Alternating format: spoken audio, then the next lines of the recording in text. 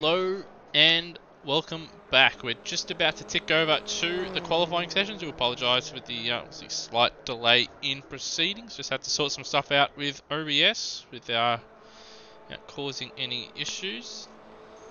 And as I said, we're just about to go over to qualifying session. Looks like a few drivers have decided to completely destroy their minis. Obviously, our championship winner Brendan Ross has elected to start from the back. And, Maz just left the game, so he's going to miss qualifying should he want to return for the second race. So there's both those guys starting from the back. We've just ticked over. So, Scruff, what do you think we're going to see in this qualifying session? Cars trying to go around the track as quickly as possible. Yeah, that is pretty much a perfect summary of qualifying. And with that, as Gruff has absolutely nailed it, we're going to end the broadcast right there because we're not going to top that moment ever. So thanks for joining us at Automobilista Australia, and we will never see you again. Good night, everybody. Good night. That was a great broadcast. Oh. It was pretty good. It was pretty good. Thought the viewers sucked. Yeah, it could have been better. I mean, there wasn't many of them. Bunch of idiots. Yeah. Oh shit. Anywho. Oh shit, it's still broadcasting. Whoops. Well, I mean, I guess we may as well just drone on to the masses. I suppose. I say masses as me. Are you a mass? Oh, I'm quite fat.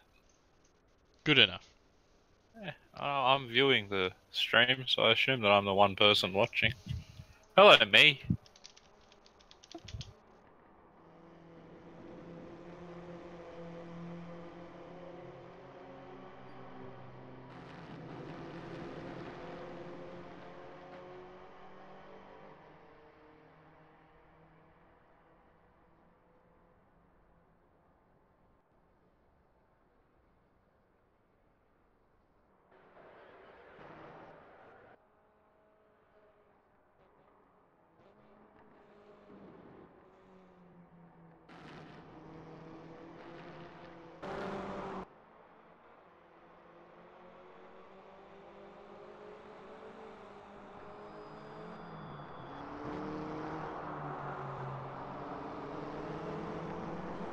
It'll be an interesting one for Whitmore. Obviously coming on very strong at the end of that race when there was the most grip, and now not having any once again. So yeah, it'll be interesting to see how well he adjusts to it. Obviously, it is the same for everybody, but it did look like he got the biggest boost from the track grip, and as we're apparently muted. We've been unmuted. I've fixed that problem. Alright. Rossi, you've lied to me. You've lied to everybody. Well, he didn't lie. We were muted for a while, and I realised what was going on. So it has been rectified. Wrecked. Yes. Just like you were at Albert Park by Rossi last night. Hashtag wrecked. Bunch of fucking cheats. Don't you laugh, you're the biggest cheat of them all, mate. Yeah, mate. Number one, numero uno. What you can do about it? Really? So who won the championship? Greg Nangle won the championship. What team does he drive for? He drives for FCR. And, I mean, word is that the team owner has provided him lots of advice that he's used throughout the season. That may well have helped him get to this prestigious position that he was already in from winning a championship in another series, where he beat you as well. Shit, you didn't even beat you that one. Look, the point is... Well, he did. He did beat me in the F3s. Yeah, I meant last night. Well, he beat you in that by several laps. Yeah, well, it's quite easy to do when you're in a car that's, good 7-8 seconds faster than, well, more than that. It was about 10 seconds. I was gonna say, 7 or 8 seconds, you really are a cheat. So, we are in qualifying at the moment, and Puida currently fastest in the first sector, 28.6. The next closest is Stuyve with 28.7. And Bruno slash Puida just gone through the middle sector. Wayne Whitmore being fastest in the middle sector by 0.3. So Whitmore carrying that fantastic speed throughout that middle sector once again, as he did towards the end of that first race. But he does lose out in that first sector. It's a good 0.2 slower, but well, he made up for more than that. He was 0.3 faster than Puida in the middle sector. So 2:03.2 for Bruno, and Whitmore goes 0.5 faster. So there you go. Perhaps he's throughout that race just got a little bit more confident with the track. I was trying to say both of them at the same time, and it really wasn't going well. It didn't go well. No. So the point is, between the two of us, we've managed to say a word. That's about all we can do, really. And I can't remember the rest of the sentence. So Puida well, down quite significantly in his own time in the first split there. Gary Neville's moved up to P3, so he's jumped in front of Stuyve. Stuyve lost a lot of time in the middle and especially the final sector. He's 36.0. He's 1.3 slower than Gary Neville, so obviously he made a mistake somewhere. What can he do? And he's everybody's a couple tenths down so far at the first split, so people just overdriving it now, breaking themselves into turn one perhaps, and well, Stuyve boarding that lap. He's going to go back to the pits. Looks like Termo's on one whole hell of a lap. Or is that Shane Witt? Either way, one of those two that are right near each other coming through the middle of the track. Termo, yes. 28.6, 9.4 in the first split, so that's a pretty decent first split. So, what can he do in this middle sector? The all-important middle sector. About to find out. Very good. He's up by almost 0.2 of a second here. Now, race one winner runs very wide there. But now he's just got the final cafe chicane to deal with. He's outbroke himself, and well, that's ruined that lap, I reckon. I reckon he'll find himself probably in P2, perhaps even P3, running that deep. But I don't think he'll be on pole position by out-braking himself there at the cafe chicane, but we will see. He did set a purple middle sector, 59.5, and yes, there it is, P3, so that cost him a good 0.8 of a second. Out-braking himself there. Starting to wish we had ended the broadcast with that thing I said. Indeed. About what to expect from qualifying. Who else is doing well? Gary Neville's doing well. He's in 4th. Let's talk about that. 2:03.5. He's done well, and well, Bruno set a purple first sector, so he's going alright at the moment. But he's cheating.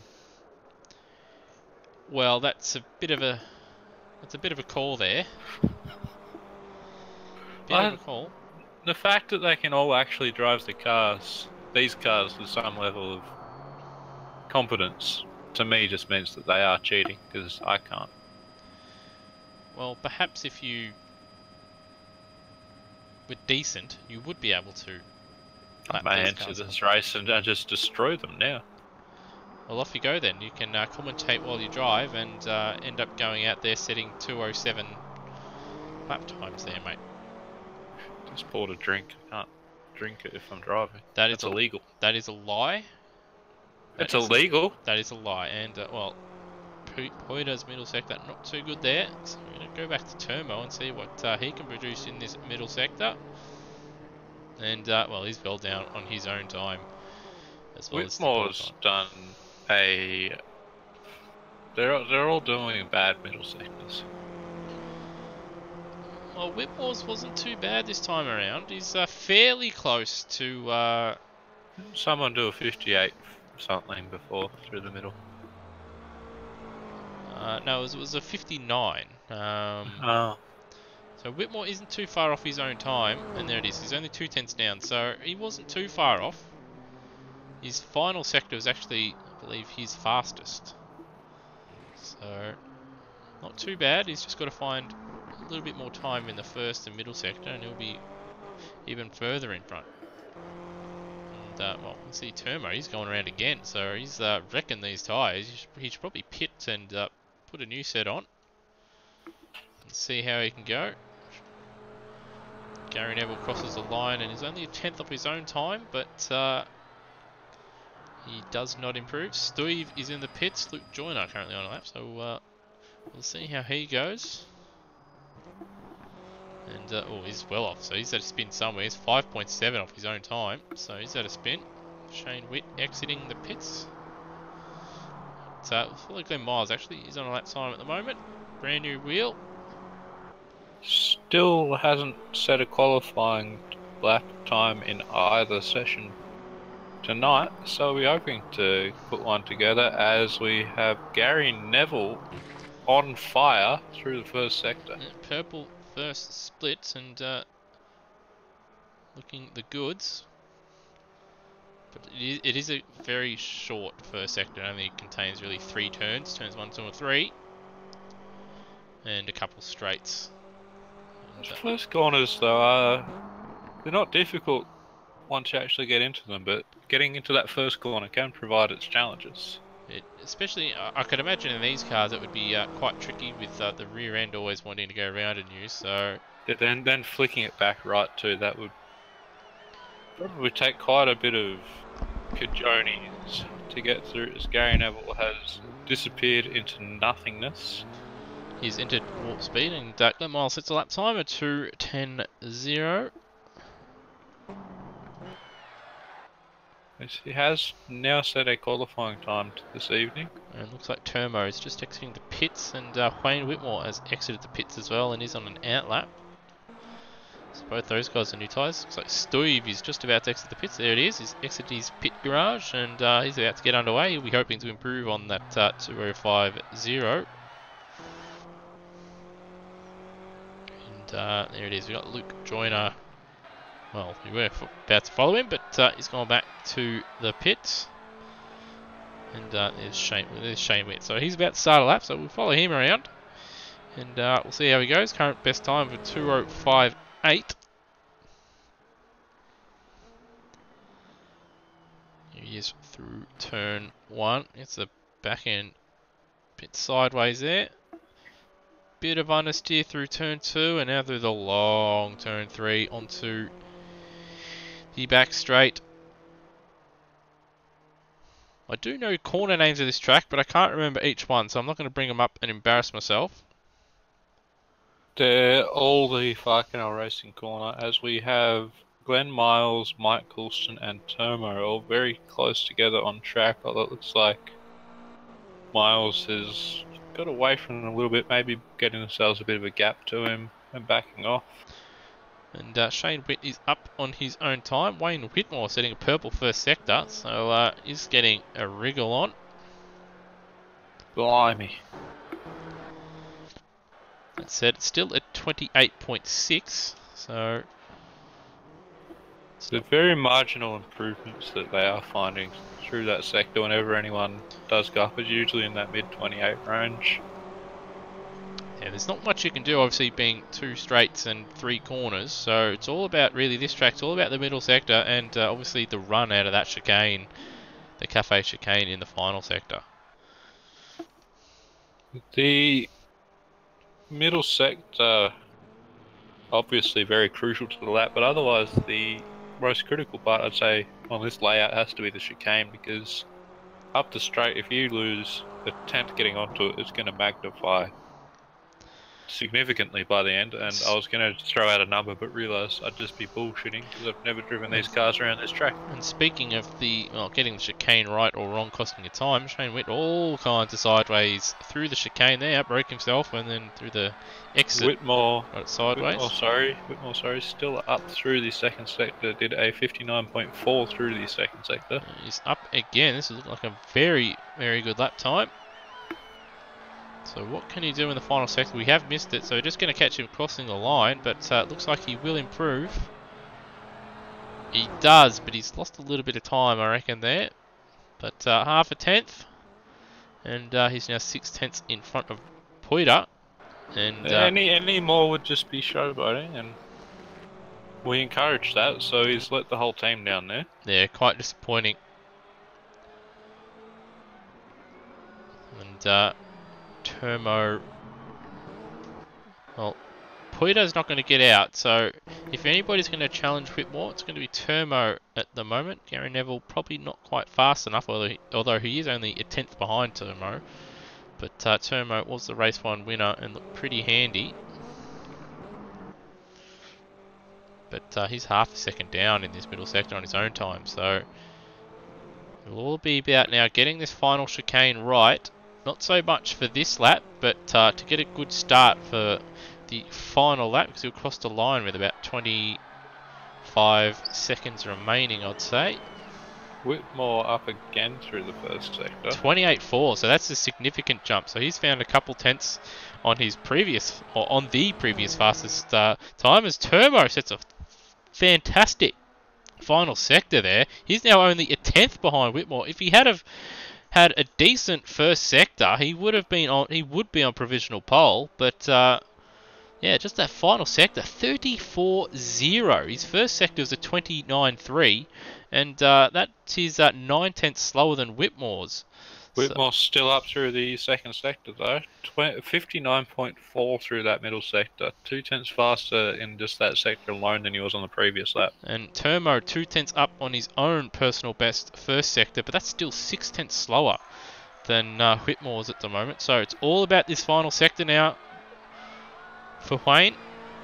Just coming up to the line now. He should improve, I believe. What's it going to be? He doesn't improve, so he made a mistake. So that's left the door open now for Termo. Should he match his middle sector from the last lap and his final sector, which might be a bit difficult to do considering the pace, because his middle sector on the last lap was a 59.4, about half a tenth slower than the fastest, but certainly within striking distance. And his last Termo not the best first sector. But it is his fastest, or faster than his, obviously, his fastest lap he set in this session. So he's obviously setting a stonking great and middle there it is. sector. He's up 3/10 on his own time in the middle sector. So what can he? Oh, he's ran wide there. He's ran wide. That's going to cost him time, or possibly give him a track cut. But he's going to continue. What can he do here? He's given it everything. He's not 59.3 through that middle sector. That's very 3/10 quicker than some of the early fast laps we'll see. So that's a very good middle sector, but he did run wide there at the the Formula 1 final turn, but he gave it his all through the chicane. Can he improve? No, he can't. So that cost him a good 4/10 of a second, which had he have maintained those 4/10 of a second, he would have found himself on pole position, but there it is. The same can be said for Whitmore as well, because he did make a mistake in that final sector too on his last lap, which was looking to be an incredibly fast one. Yeah, so he could have gone, looking at his personal bests, Whitmore could have gone 3/10 faster in the final sector. But that still would have been 3/10 slower than the fastest time in the final sector, which was done by Termo. So both of them could have improved to probably... They would have been very close together, almost identical lap times going on that. Yep, so the pace between those two is, well, there's not much between them. So Wayne Whitmore is your pole position getter for race 2, with Termo, our race 1 winner, being on the, well, joining him on the front row. Poiter, P3, he managed to get out in qualifying this time. Gary Neville doing a good job. He's in P4. Steve, P5. Luke Joyner, P6. Shane Witt, P7. Glenn Miles, P9. And then Ross and Murrell both not setting lap times. They will start 10th and 11th. And I wonder if Maz will come back, as well as maybe perhaps Lee Sanford hopefully comes back as well. Sandoz got drunk. Well, that's just, he should still show up and see how it goes. I told him that was even better, and he didn't respond. Well, that's quite disappointing. In fact, he should probably be booted from the group for that. That is quite disappointing. If you've been in voice chat with him and Dwayne before, the abuse directed at him, I feel, is punishment enough. Fair enough. So, we've got to the warm-up session, and well, we do have a treat for you. But first, we're just going to go to a short 5-minute break before we do go to that. So hopefully we'll see you on the other side of that break, as well as obviously race 2 of the season finale of the Rookie Cup.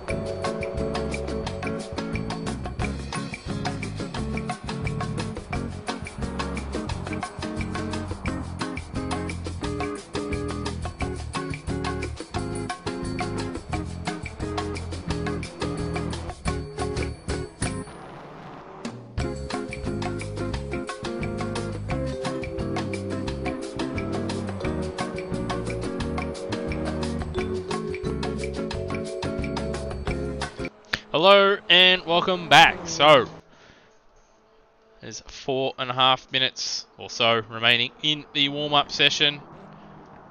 And, well, while these guys are getting out there and just having a bit of fun, it's time to show off something for the upcoming touring car season. Looks like we've got a little preview with a couple of the cars, well, all the cars being submitted. There will be no more to be added to the season.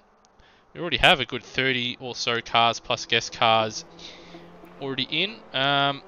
So I guess it's time to sort of show them off. So here we are. This is the Automobilista Australia Season 2 Spotters Guide. Had to make a couple late changes. And well, as you can see, here Scruff has died, so rip Scruff. It was just the build-up of excitement for these liveries. Well, as you can see there, number 1, Farkinel Racing, Brenton Foley in the orange and blue Toyota Corolla. See, winning the championship. Woo! And these are all in order of their pit garages. So obviously, being the championship winners, Toyota have the first 6, and obviously the 3 Farkinel cars there. I believe you'll only be participating in one of those rounds. So yeah, I'll be racing Cascavel as a wild card entry and filling in for the other 2 should either of them miss a round. Yep, and obviously you can see there Candyman or River Whisper.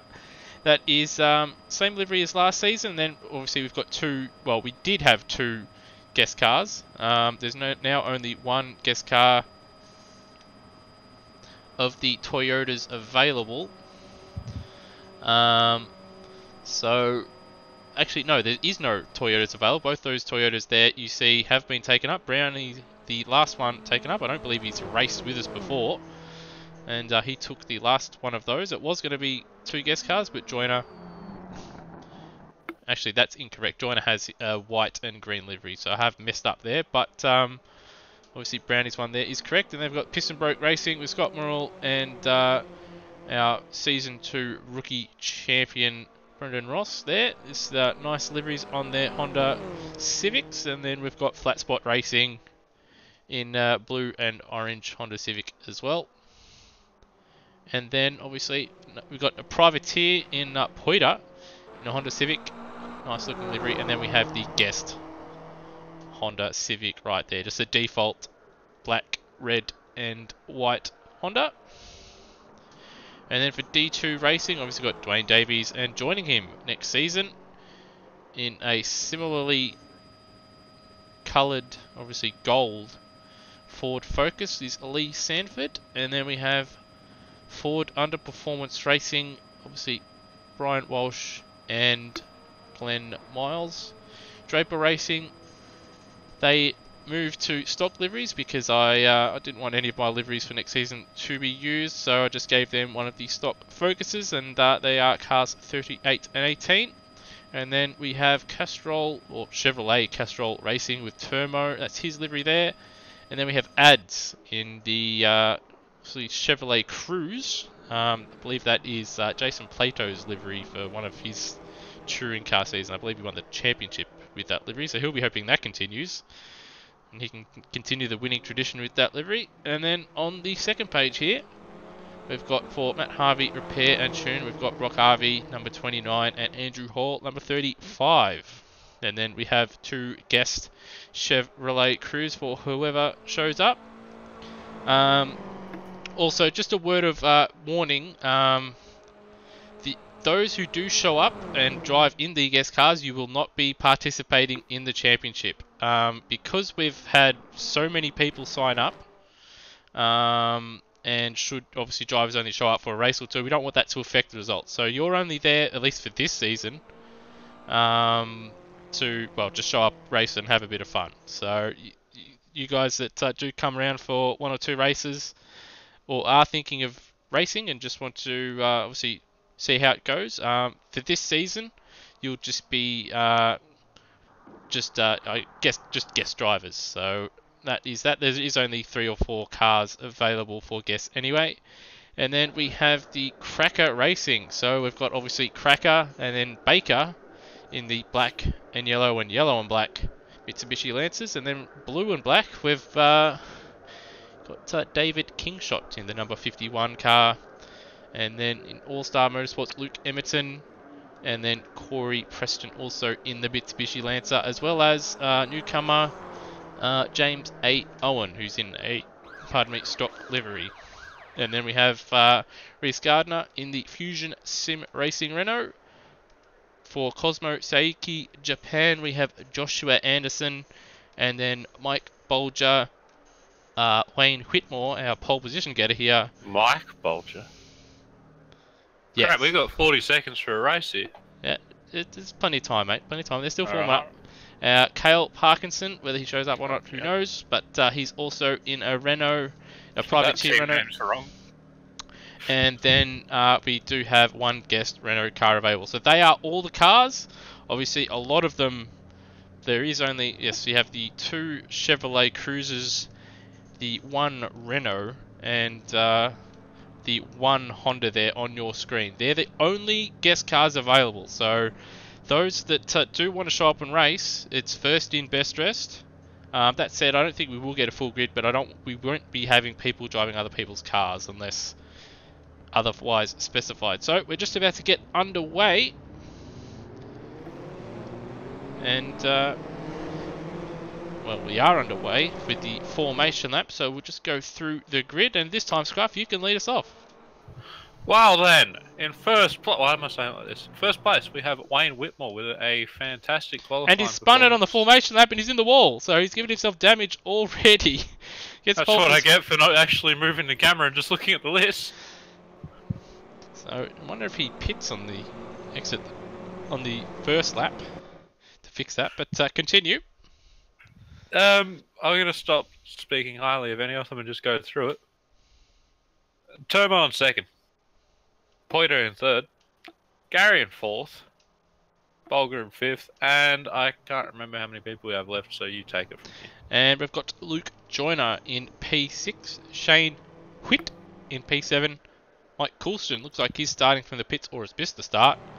Glenn Miles in P9. Scott Murrell and Brendan Ross at the back. But it does look like we are short of someone, so I wonder if someone has dropped out. We've only got 10. So thought we had 11. I thought we had 11. Yeah, Mike Coulston has left the game, so I'd just like to say for Brian Walsh that I'm not sure Lewis actually made any of those liveries. No, I made each and every one of them. Handcrafted and designed all by me. Handcrafted. And I even made the models myself, as well as the track models. I made the game though, so fucking top that. I mean, so flipping top that. You made the game, but I made the game engine, so there you go. You made the game engine? Yes. What's a game engine? And for those out there that Lewis should race, no. Someone has to, unfortunately, run the series, and that is me. Can't do both. Or at least a series like this that I want to run, where there's obviously multiple races and reverse grids and the like. It has to be done with an admin that isn't participating, otherwise they've got too much on their plate. So unless another series comes along where someone else is admin for that and runs it, I will be running it and not racing it. So as much as we can run in my top secret series I'm working on. Ooh, top secret series. You already know about it. I've completely forgotten about it. It shares... The words begin with the same 2 letters of my 2 favourite words. That would be F and C. Car I actually hate. But yeah, well, the race is going to start. I've completely forgotten that. But anyway, the lights are on. Whitmore's car's screwed. We're away. People rolling backwards. Peter was rolling. Better jump if you roll backwards. And we are away. Looks like good answer. Turmo into the lead. And Gary Neville, a bit of a dive there on Poiter, and Joyner up to P5, and he gives Bruno a bit of a nudge, and they're both wide, and that's allowed Bolger up into P4, and looks like Rossi off in the back there. Yeah, he's off. And Scott Morrill is now in front of him, and Glenn Miles at the back. So Turmo up to the front. Behind him, there's obviously Wayne Whitmore with a bit of damage, obviously losing it at turn 1 there on the formation. That man runs wide, and bit of contact, and Shane Whitt running wide. And Whit. And let's have a look and see what happened. It looks like Luke Joyner's already got a bit of battle damage on the rear end of that car of his.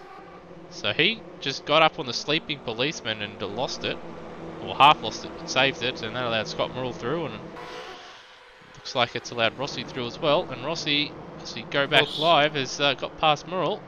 Speaking of Rossi, playing his usual game there, just driving up the arse of the guy who's racing. Typical Rossi. So that might just be a disqualification from the championship, and that's it. So it is. And life. We'll disqualify him from life. Yes. So that's it. It's just an abortion. So Whitmore once again mega through that middle sector. He's now right behind Turmo. As Gary Neville behind him, he runs very wide. That's going to cost him a couple positions. Hopefully he rejoins safely. Ross with another position there, up to 6th place ahead of Whit. Oh, and Neville. As Murrell gets him too. Neville was a bit of a risky rejoin. There was a little bit of contact between himself and Bolger, who's now up to P3, and Neville is trying to fend off Poiter, who's got Brendan Ross right behind him. There's a bit of a brawl going on here. Yeah, ooh, it looks like Neville sort of turned in on Poiter there and almost spun himself into the wall. His name Max Verstappen. It's not. We see a couple cars lock up there. And Tomo's pissed bloody off. He's not pissed off. Whitmore's right with him. They're sort of battling there, but shit, they are too. Neville's held on, and Steve Bolger is under attack. He's got cars to the inside, cars to the outside, and a little bit of contact between Ross and Morrill there. And well, this looks like it could get messy.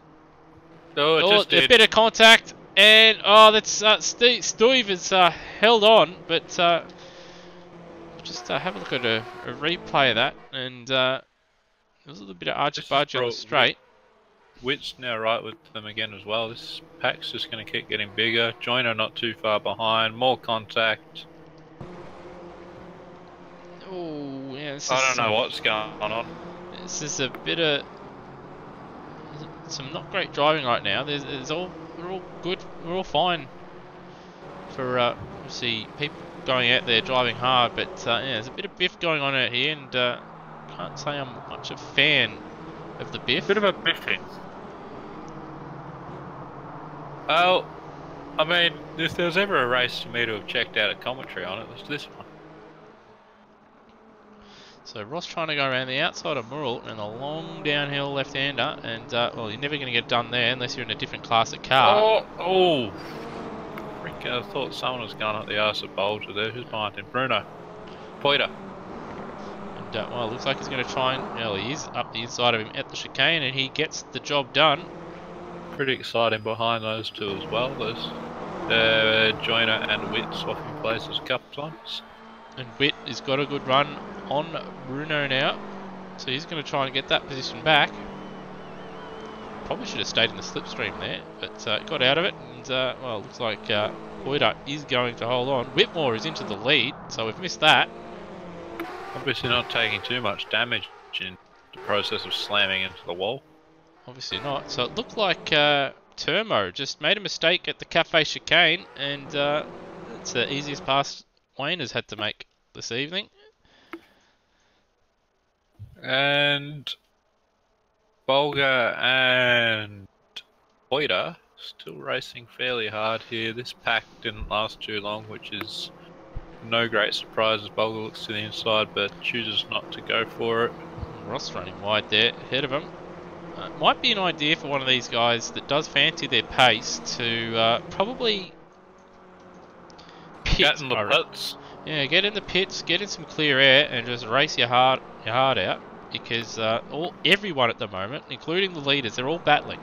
Bolger wide and alive. Looks like Whitmore is using a lot of his tyres the way he's driving through that middle sector. Obviously working because he's very good through that middle sector, but It could also have some minor steering damage or something. It's caused him to put on a bit more lock, so that's one thing worth considering. It will be interesting if he... Holy crap, there's just a brawl going on in front of these guys. It will be interesting to see if he unchecks damage from his pit stop. So if he doesn't, we do know it's a significant time penalty for obviously pit crew repairing your car. So we will see obviously at the pit stops, if he does end up a fair way behind these guys, it'll be because he's repaired his car. So that's one thing to He'll look just out wait for. for the track to grip up and clear out anyway. He's flying in the first race. We've had Bolger. We had Bolger. He's made a mistake at the chicane. Ooh, he almost clipped the barrier there. It's very close. There's a Whitmore sets the fastest lap at 2:03.5, which is well, in terms of race one, it's not too bad, but Murrell only a 10th off him too, so pace is very even here. yeah, Murrell in this race not carrying any weight, so he's a little bit quicker this time out. That'll be his excuse anyway. It certainly will be. So you see pretty much the entire field there running down to turn 4.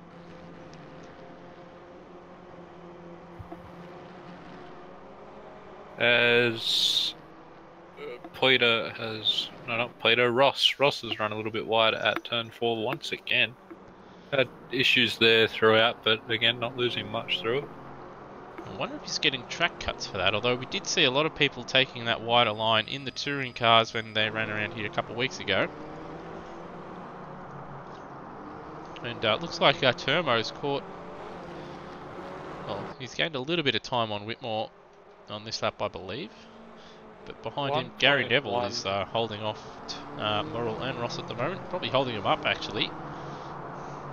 1.1, almost 1.2 through whichever sector, through the first sector on my timing. Was the gap between the two of them. The gap remains about 1.1 seconds, so he did, I guess, half a tenth. Yeah, he's brought it down about half a tenth, yeah. And Whitmore did run wide there, as did Gary Neville once again, trying to do a Nico Hulkenberg. And that's opened the door for Murrell, but it's going to hold them both up. Oh, fight. But no, yeah, Gary's lost 2 positions there. That's not worked out well for him at all. He's pushed too hard there once again. He's gone off a couple times there now. Should probably know by now how to take that corner, or at least how to not run off the corner there. Maybe Shane Witt's had a problem. He's dropped right back on Luke Joyner to the tune of about 5 seconds. Oh, see, Joyner and Witt are both in the pits, and Joyner, Witt is that'll be a speeding in the pit lane penalty. He does have damage to the front right of his car. So Joyner's missed his pit box. Yeah, so it's all happening, and Witt repaired his car in the pit stop, I believe. I did see something move on his car there, so that's going to be a long pit stop for him, and it will probably also be a speeding in the pit lane penalty for his entry as well. Meanwhile, Whitmore is 1.5 seconds away from Turmo, stretching that gap out again a little bit. Turmo must have made a mistake, because I did see at the end of the last lap, the gap was 0.8 of a second, so Turmo must have made a mistake in the first sector there somewhere, and that's dropped him 0.7. But Turmo, he's looking to pit on this lap. It looks like Wayne is going to keep going. Definitely something for us to look out for there then. And looks like Murrell, Ross and Neville are all going to pit as that. Oh, Neville's all out of shape there. Just to give us a little something else to watch as they all try and gain advantage in a race that you'd think a lot of these guys would be taking a little bit more caution for, given that there are still championship positions to fight for, but obviously not giving a flying next word and just going all or nothing. You did sort of see this in the touring car final race where when the championship's already decided, so that was a stonking race though. It was a bit busy, I do admit, but there was some pretty silly driving as well. As we see Turmo, it looks like he's going to enter the pits. Yes, he does, and Whitmore continues. Murrell into the pits, as is Ross, as is Neville, and Peter. No, he backed out of it. He backed Ooh, out of he's it. pulled a Raikkonen there. That would be a penalty, unless your name's Lewis Hamilton. Ooh, Red Bull supercars. As we've had a attempt by Scott Murrell to push Turmo further in the bot so he can also get serviced. It looks to be failing miserably. Oh, there we go. He's got lucky. Yes. Somebody did that to me and I had damage. They'd be removed from the server immediately. Well, that's what Greg Tara did to me in the pit stop under the safety car in the WEC series last night. He gave me a little bit of a nudge and moved me out of the way while I was being serviced. Didn't give me any damage, thankfully. He did give me a fair little whack.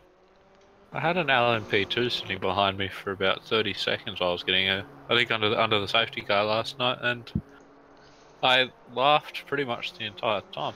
I believe that was Luke Emerson. It looks like Peter, his pit crew are getting ready. So it's going to be interesting to see how his middle sector is. Obviously his first sector is going to be skewed by obviously pit traverse time. Ross came in and under that. Ross came in to the pits on that lap, didn't he? Yes, he did. Both Ross, Neville, Murrell, as well as Turmo. Could be, if he can get a few good laps in here, this could be interesting for the podium fight, especially if Whitmore does get damage repaired. It could be a fight for the win towards the end of the race. Turmo does have a fair gap over Ross, but without the championship to worry about, we will see what kind of pace Ross does have up his sleeve, as Whitmore looks to be continuing on again. Yes, his pit crew are not coming out and is going on once again. His middle sector, a 1 minute point 5. Turmo, 59.5. Yeah, there you go. I think you were just about to say it. A second faster in that middle sector. So once again, he's going to jump ahead into the lead due to the undercut. Poiter in the pits.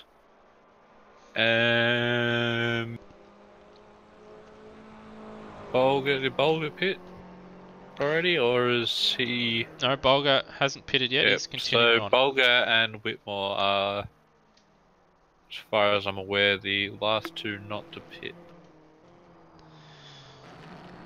And just to rhyme, Whit is a long way behind here. He's obviously had a fair bit of trouble. Must have had an accident somewhere that's caused him a lot of damage, although the car is in one piece, so what do I know? And looks like Whitmore is pitting this lap, so we will see if he repairs that.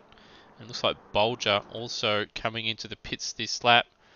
I believe Keep Ross. an eye on these guys and let you know if they do. Ross, I believe, got a track cut in the middle sector last time around on his out lap, so It's disappointing stuff. And, well, Whitmore just a little bit faster than Turmo in the first split, but that's not Turmo's best split, so we'll see how Turmo goes this time around in the middle sector. I think this middle sector will probably decide the race if, well, that's if, obviously, Whitmore doesn't repair the damage. We did see in qualifying, though, that Turmo, I think, was the one who had the fastest middle sector, but not able to complete the lap, so if he gets it right, he does seem to have the pace there, but just not as consistent as Whitmore. So that one could be interesting. Looks like Whitmore's definitely coming in, staying to the middle of the track, and he's in. Yeah, he's as definitely my camera goes on to Stoiv, who's also more than likely coming in. You never know with these guys, and he's in. Yeah, Whitmore into the pit lane nicely. Now it's just a question of, does he repair the damage? So we'll just watch him for a moment. Still winking at us. No, it doesn't look like he's repairing the damage. So it's now going to be down to the middle, well, the times that have been set. And once again, Turmo is second faster in the middle sector alone, but Ross setting a purple middle sector of 59.499. Whitmore's moving. Turmo sets the fastest lap of the race at 203.4 as Whitmore gets back underway. And Ross does it. Release limited now. Turmo's got it comfortably. He's comfortably in front. So those couple laps with those new tyres have served him beautifully. And once again, he's jumped ahead in the pit stops. and he will take the lead, and it looks like Whitmore will split them. So, and Whitmore's going to have a bit of a job on his hands because Ross is on a bit of a charge. Obviously, last time around, setting the fastest lap of the race at 2:03.0. So, Runs wide again though at turn 4 is Ross. Yeah, it looks like it could be if Whitmore can catch Turmo before Ross can catch Whitmore. It could be very interesting in the last lap or so. They start taking time out of each other, which would bring Ross into it. Very interesting to see how this one does play out. and it looks like Puito's found himself in front of Scott Morrill, although Scott Morrill was held up in the pits, wasn't he? He was blocked by one of the cars in front of him. As we see Stuyve as DNF. Stuyve's had a crash. That's championship over. The championship's over. He's binned it in the pit lane. I don't know if that looked kind of deliberate or something. It's just he's just gone way too hot on the exit there, damaged his car, and then I think he's just gone, you know what, I've had enough, bang. And there's two front wheels gone. One's bounced off into the lake down there, and the other one's bounced back. I hope someone's there to get the wheel out of the lake, as obviously we are environmentalists here at Automobilista Australia. This is Brazil, and these are, well, race marshals have tried stealing parts off parked cars, Formula 1 cars that is, so I'm pretty sure someone has gone in there and taken that wheel. They've Happy Gilmore jumped in there. And that's a 2:03.7 from Turmo. He's got 2.1 seconds over Whitmore. But Whitmore was half a second faster in the middle sector. But Turmo, that's his worst middle sector since the pit stops. So 2.1 seconds as they cross the line between first and second. Whitmore has extended the gap to Ross by about 8 tenths throughout the previous. Yeah, Rossi was even of a lap. Rossi was even slower than Turmo in the middle sector. He's at a 1 minute point 4. Oh, Whitmore with a big slide there into turn 4. And he's wide. So that's he's only got 3 laps to close in on Turmo, so he's got to make every corner count. Trying to do that into just about every corner. He should have much better tyres, but at the same time, he's still got to drive these things pretty smoothly. He's definitely... Oh, I forgot to mute myself before I started talking. He's definitely pushing here. He's run wide again. Now he's sideways again. Ross seems to be falling back. Well, Rossi actually fastest first sector. Purple first sector that time around, 28.4, while Turmo 28.9 and Whitmore 28.7. So... trying to talk him down to see if that gets him to win. That's what I'm going with. You could just say that he's not your hero anymore, and he's been I tried sacked. that before, and you argued. I'm sick of fighting. Turmo stretched the gap by about a tenth and a half through the middle sector on Whitmore. So yeah, about 2 tenths or so. And, like I was saying earlier, when he gets it right, he does have to pace through that middle sector. It's just Whitmore is more consistent. And Rossi's middle sector wasn't too flash. He was slower than both the two cars in front of him, Whitmore and Turmo. So interesting to see what it is as they cross the line. The gap fastest lap from Turmo. So Turmo's got that. He's nailed another 2 tenths through the final sector. So he has absolutely smashed that final sector. 34.3. 2 tenths faster than Whitmore and 3 tenths faster than Ross, and obviously a very good middle sector, 59.5. So 3 laps to go as well. It's definitely time running out. Whitmore pretty much needs to get every corner perfect now. That said, Puito. He's 2 tenths faster in the first sector is Whitmore. Oh, Whitmore sideways through turn 4. That's going to cost him time. He's just overdriving it a little bit now. But Turmo obviously fastest lap of the race at 2:02.8, but Ross at 2:02.999 and Puita at 2:02.981. So obviously those are the only 3 in the 2:02s, but only Justin Whitmore 2:03.0 on that last lap. He's pushing this car very hard. He's spinning the wheels up out of the corners. Runs wide. And where's Ross? Ross has made a mistake. He's dropped off. He has dropped off. Let's just see. He's made a mistake, but where's he done He's it? got Poiter not too far behind him now. This could be a fight for third. It looks like he's made a mistake at turn 1. Is it? It's no, not turn 1. What has happened? He's is first sector. So 31.3 first sector, and his middle sector not too good either. So perhaps he's suffering from some computer problems or something like that, and he's pulling over. Whitmore not pretty through the chicane. And he's lost 3/10 in that middle sector. So Termo just edging away, doing what he has to with 2 laps to go, and Ross let Peter Murrell go. all over the back of him. It looks like he slowed down, perhaps just to battle with Morrill, as obviously Termo fastest lap of the race. Bit of bump drafting going on between those two. Ross gets out of it. Last lap at 2:11 for Ross. That's polite. Yeah, bit of contact there. Argy bargy. Whitmore 2.6 behind Termo out at the front. Oh, it's gone down to 1.8 through whichever split that is. The first split, yep. So that's the first split is not Termo's best. He's wide again in turn 4 though with Whitmore. He's just not realising that he needs to back off a bit and drive the car smooth. He might have even picked up a track cut for that, because he was very, very wide, and he's sideways once again through the double right-hander. Yeah, I think he's just got to be a little bit smoother, I think. That said, it looks like he is cutting the gap down. Behind them, Poiter is just in front of Ross, and Morrill having a go up on the sausage curb, and well, he avoids,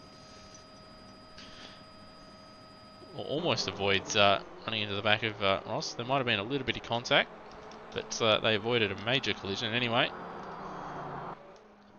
And the gap at the front, what does it go to? 2.3, so obviously Whitmore lost a bit of time there. He's wide. Well off the that's track it. there. That's race over, I think. Barring a mistake from Termo.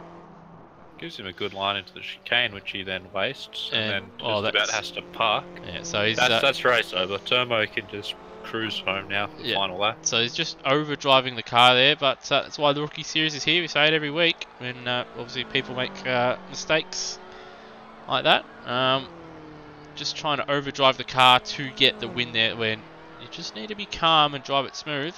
But behind them, obviously Poiter's pulled a little bit of a gap in front of Morrill, who's got in front of Ross. So we'll just have a look at the replay.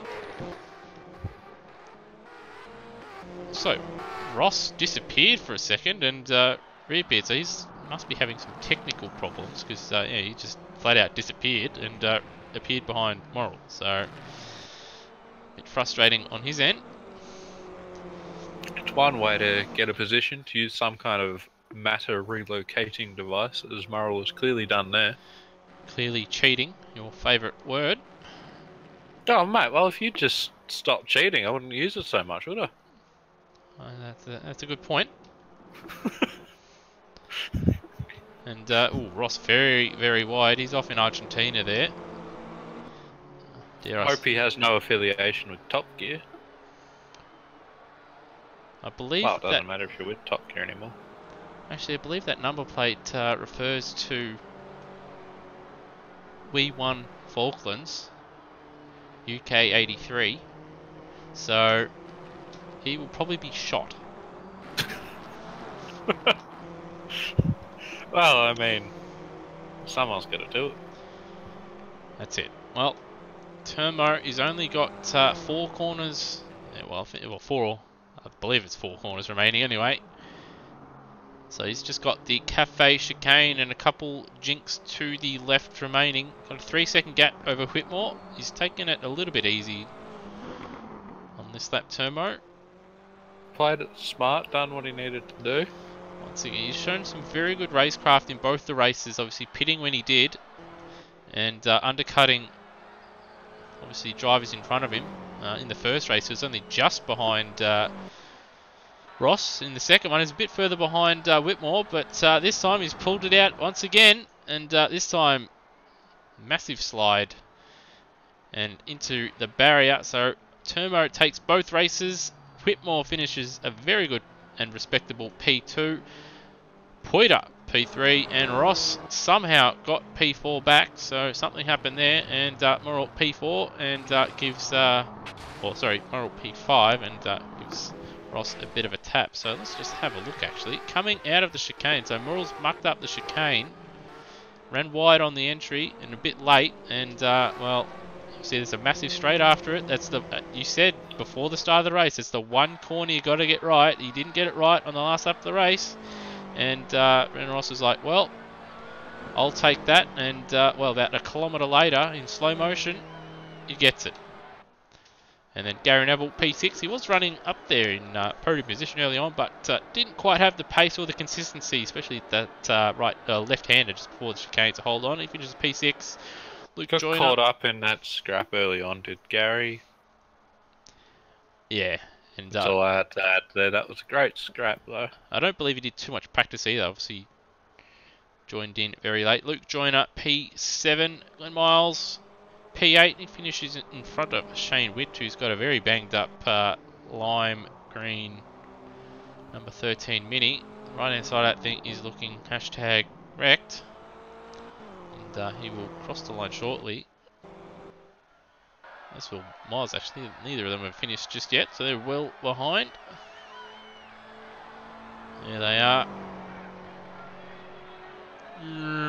Look at that speed. And Miles, P8. And there is Shane Witt, P9, with Bolger being the only DNF. So there it is. 2 from 2 for Turmo. Only DNF of the night, wasn't it? I believe so, yes. So, Steve, you've just for that, you've been sacked from the rookie series. So, rip. So, Turmo, fantastic job in both races, taking 2 wins. Obviously, I don't think it was on. Was he on pole in the first race? I can't remember. But obviously, the second race, both races, he found himself in second place, leading up to the pit stops, and then got himself in front. And Whitmore in that second race was, got pole position. Led most of the race, but a crucial thing in these races are the pit stops, and he didn't time it correctly, and that obviously cost him the lead of the race, and he couldn't get it back and pushed too hard trying to get it back. Poiter, P3, Ross, P4, getting it right at the death, and Scott Morrill, P5. So, a couple races there. Once again, obviously, who would be your driver of the second race there, Scruff? There's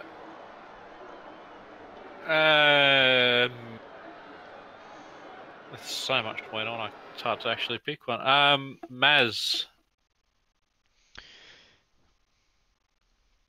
Because he was very noteworthy in absence. Fair enough. So, well done, Maz, on your driver of the day.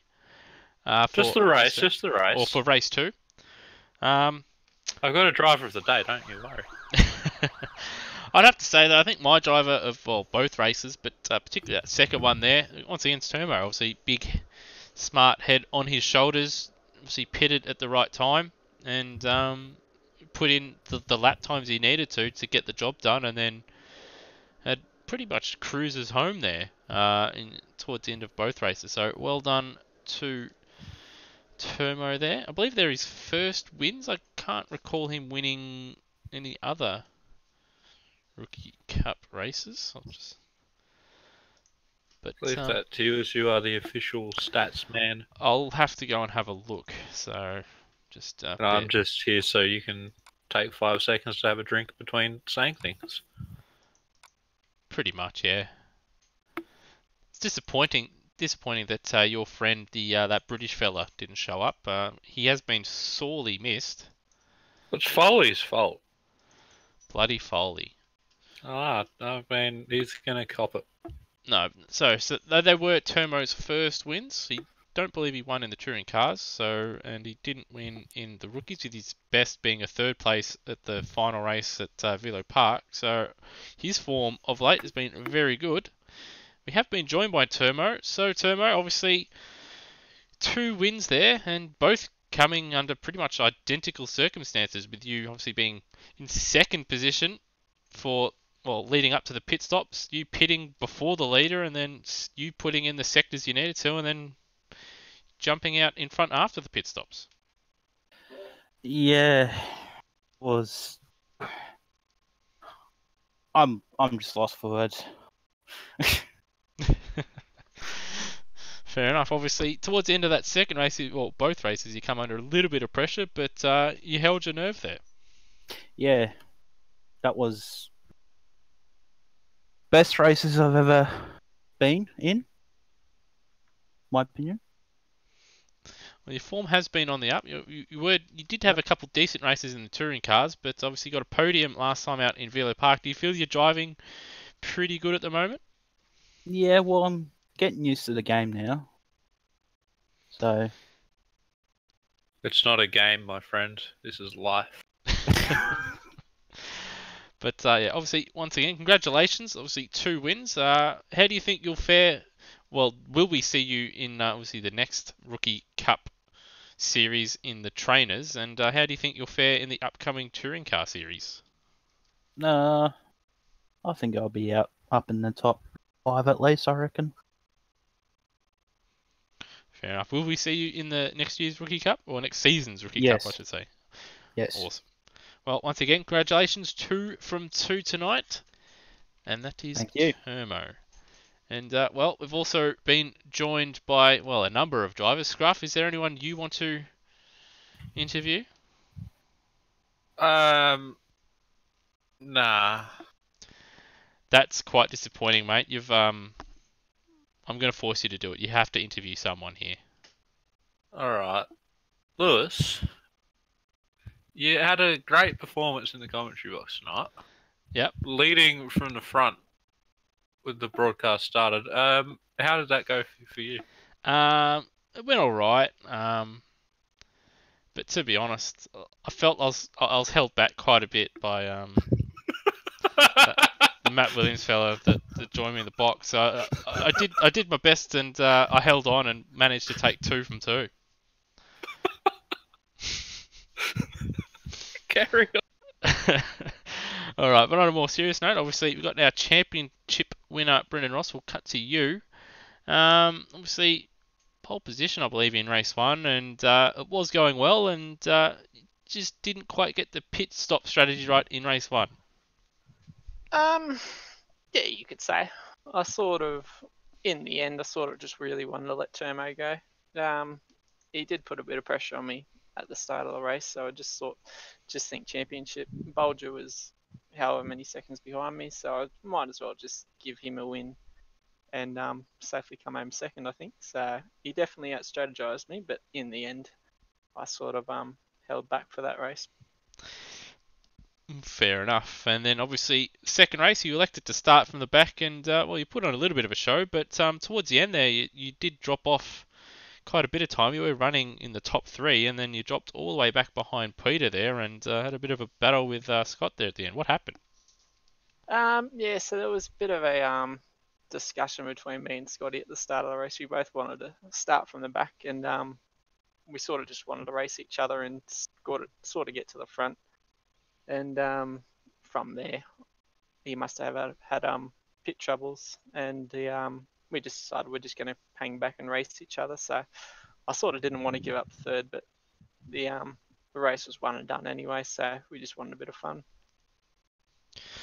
Fair enough. But obviously, once again, congratulations on your Rookie Cup championship. Obviously, you were just short last season, coming down to the final round, just couldn't quite get it done. A couple of mistakes cost you, but this year, obviously in the middle part of the season, you're on fire, and then obviously in the first race, you did what you had to do, kept it cool, calm, and you got it done. Yep. So yeah, managed to put a whole season together, which is good. A lot of people I'd like to thank that did help me along the way, so they definitely know who they are, and yeah, just couldn't have done it without them. Do you care to name names? Some Williams fella. Oh, that's a bold thing to say, Lewis. There's a Murrell fella. But plenty of people, even yourself, Lewis. It's just a lot of people that helped me along the way. Well, I take absolutely zero credit. I just run the series. But thank you anyway. I don't believe Scruff deserves any, but Nah, I'd he'll take certainly. full credit for that. That's my championship. That's as close as you'll ever get, my friend. How'd your wax series go, mate? It went well, except when I disconnected. But anyway, we'll cut this. We'll go one final interview. So apologies to obviously Peter and Scott, but so we don't want this running too long. So we'll cut to Mr. Whitmore. Obviously, first race in qualifying didn't go too well, but towards the end of that first race, Wayne, obviously you found quite a bit of pace, setting fastest lap by a considerable margin, and then in the first race, or for qualifying, sorry, for the second race, you whacked a pole position lap together and you led for the large majority of that second race there. How'd that feel? Yeah, always good to lead a race. Doesn't happen for me too often, I've got to say that. But well done to the winners. Good strategy to get the undercut, and no, it just wasn't quick enough to get him back.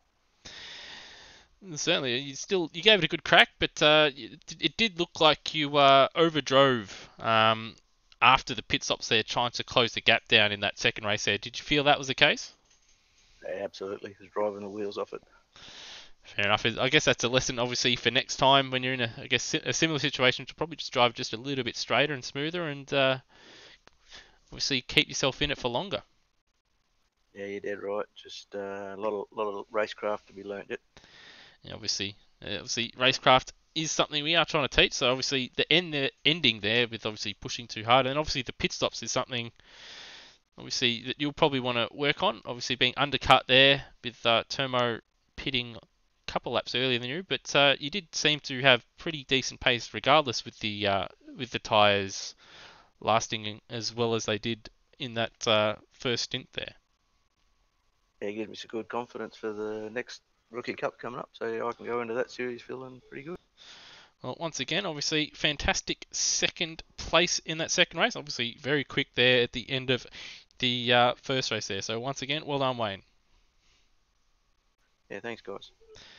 All right, so that just about wraps us up here for the Rookie Cup. Well, that does wrap up the season for the Rookie Cup. Obviously, next season, the drivers have been informed that it will be Formula Trainers. It will be the Formula Novice version, so that will be the ones with the not the slick tyres, but the groove tyres. And they are a little bit trickier, so it'll be interesting to see how people obviously take to them. But once you do get them going, they are incredibly fun. So we do hope we see probably some larger fields. It would be good to see some 15 or 13, 14 car size fields. We do think it'll be a good season. But coming up at Automobilista Australia on Thursday, we have the Porsche Cup, I believe. Just trying to figure out which circuit that is at. That's round 5. That is, I at believe, the same mid circuit. Ohio. Well, Is it not mid Ohio? Well, I'm looking at the Facebook, and the event page says Interlagos chicane. So once again, I'd plumb forgotten that was even on the calendar then. Well, there you go. So once again, this will be the third time it's run in 4 weeks. So good. That's boring. Well, at least people will know it. But then again, there is another version of Interlagos chicane, so perhaps that version will be run. And then obviously on Sunday night, it is the Formula Ones returning, and they will be at Canada. So it will be the Automobilista Australia 1997 Canadian Grand Prix. We do hope for a much bigger turnout than what was at Spain. So those of you that want to give them a crack, don't be afraid to jump in, get some practice in, and hopefully you join us then. But obviously ARW TV with Stairs and Nether will take care of the Thursday night and Sunday night broadcast. But for those of you that have watched throughout the Rookie Cup season, we hope to see you next season. We hope to see you next Monday for the second season of the Automobilista Australia Touring Car Championship. But thanks for tuning in, and we'll see you next time.